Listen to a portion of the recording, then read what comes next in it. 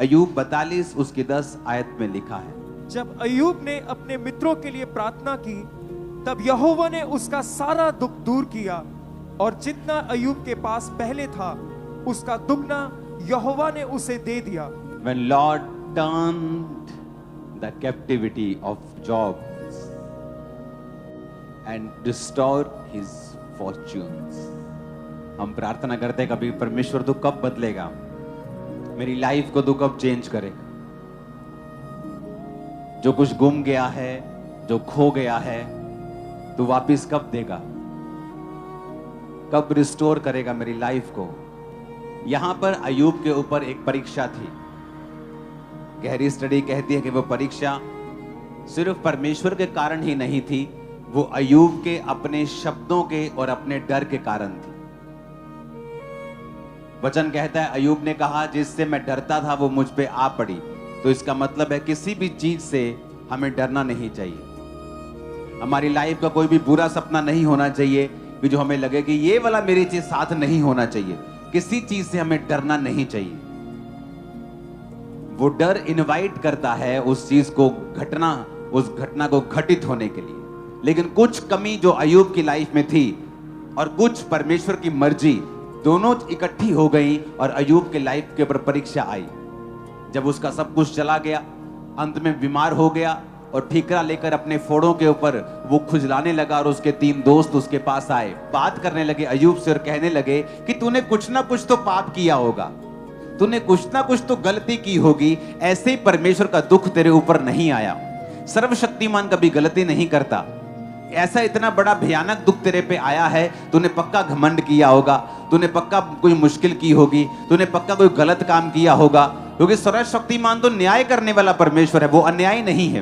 तो पक्का तूने कुछ किया है। और लेकिन अय्यूब अपनी बात पे खड़ा रहा कि मेरी कोई गलती नहीं है, मेरा कोई अपराध नहीं है, मेरा कोई पाप नहीं है।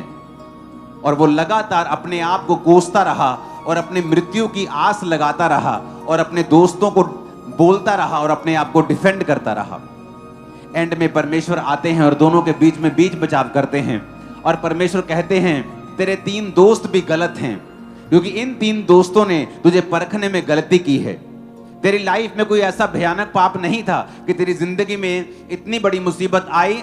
अब तेरे दोस्त जो हैं इन्होंने तुझे गलत जज किया है, लेकिन तूने भी मुझे गलत जज किया है अय्यूब। तूने भी समझा नहीं कि ये परीक्षा तेरे ऊपर क्यों आई है, और तू अपने जन्मदिन को धिक्कार रहा है और मुझे कोस रहा है। तो परमेश्वर ने उन तीनों को भी गलत ठहराया, परमेश्वर ने अय्यूब को भी गलत ठहराया। जब ये सारा कुछ हो गया, ये घटनाक्रम सब कुछ हो गए, बीत गए, तो परमेश्वर ने अय्यूब से कहा कि अपने मित्रों के लिए प्रार्थना कर।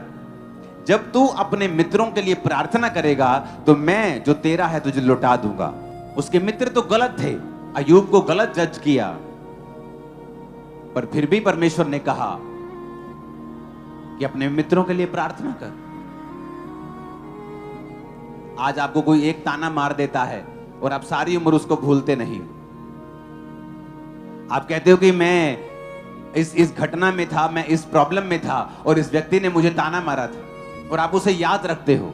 बल्कि आप उसे याद रख के आप उसके लिए बदला लेने की इच्छा भी रखते हो कि जब परमेश्वर मुझे ब्लेस करेगा फिर मैं इसकी बैंड बजाऊंगा। और यहां पे परमेश्वर ने कहा अय्यूब, अगर तू चाहता है मैं तुझे लौटा दूं तो तुझे अपने मित्रों के लिए प्रार्थना करनी होगी। और वचन कहता है अय्यूब ने जब अपने मित्रों के लिए प्रार्थना की, यहोवा ने उसका सारा दुख दूर कर दिया।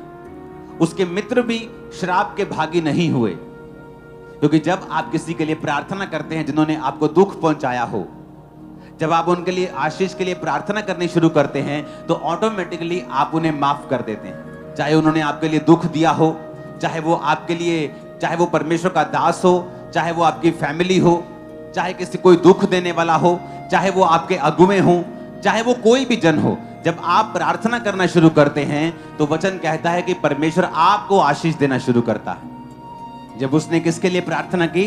अपने मित्रों के लिए। कौन से मित्र? उससे अच्छी बातें करने वाले मित्र नहीं बोलते थे तू पापी है, तूने पक्का पाप किया है, तूने कोई ना कोई गलती तो जरूर की है। सर्वशक्तिमान गलती नहीं करता। अगर तुझे उसने टांगा है ना तो उसने कुछ देख के ही टांगा होगा। अगर तेरी उसने ऐसी तैसी की है ना, तो जरूर तूने कोई ब्लंडर किया है, ऐसे तो उसने नहीं तेरा किया काम। ऐसे तेरे परिवार में इतनी बड़ी मुसीबत कैसे आ सकती है, तेरा शरीर इतना बीमार क्यों है, पक्का तूने पाप किया है। और अय्यूब का सीना छलनी कर दिया, उनके वर्ड्स ने ऑफेंड कर दिया अय्यूब को। वो दुखी था कि जिन मित्रों की उसने सहायता की है, उनको ऊंचा लिफ्ट किया है, वो उसको पहचान नहीं सके। लेकिन खुदा ने कहा, अय्यूब अगर तू ऑफेंड हो जाएगा ना, अगर तू नाराज हो जाएगा तो तेरी प्रार्थना कबूल नहीं होगी। जब आप दूसरों को माफ करते हैं, एक्चुअल में आप अपने आप पर कृपा कर रहे होते हैं, आप अपने पर दया कर रहे होते हैं। बहुत बुरी बातें अय्यूब के दोस्तों ने अय्यूब को बोली थी। कुछ दोस्तों ने उसको बोला कि तुझ में बुद्धि की कमी है, कि तू परमेश्वर को समझता नहीं है।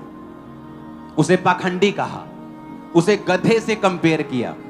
जिस व्यक्ति की बुद्धि से आशीष पाई हो, जब उस पर परीक्षा आई तो उसको कंपेयर करने लगे, उसको ये बोलने लगे कि तुझे वचन पे चलना चाहिए, अगर तू वचन पे चलेगा तो परमेश्वर तुझे ब्लेस कर देगा।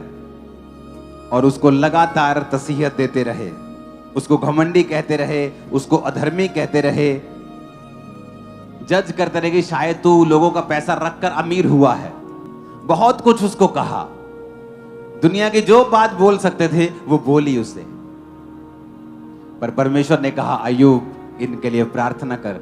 और अय्यूब ने जब अपने दोस्तों के लिए प्रार्थना की, परमेश्वर ने अय्यूब का सारा दुख दूर किया और दुगना उसे दिया जो खो लिया था, जो छीन लिया था। जब आप प्रार्थना करते हैं एक दूसरे के लिए, आप बर्डन्स को, आप बोझ को शेयर करते हैं और मसीह की व्यवस्था को पूरा करते हैं। तो पहला जब आप प्रार्थना करते हैं क्या होता है, आप बर्डन को शेयर करते हैं। दूसरा, जब आप प्रार्थना करते हैं आप अपनी हीलिंग को प्रमोट करते हैं। तीसरा है यूनिटी, जब तू एक दूसरे के लिए प्रार्थना करता है तू एकता में बंधता है।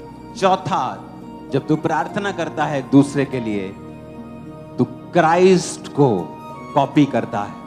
दोस्तों के लिए प्रार्थना करते करते आप लोग एक दिन चंगे हो जाएंगे और दुख दूर हो जाएंगे और सब कुछ जो छीन गया था वापिस आने वाला है। आप सेलिब्रेशन करेंगे। आमीन। ऊंचे वाला चाहिए चर्च। मैंने कहा आमीन, ऊंचे वाला चाहिए चर्च।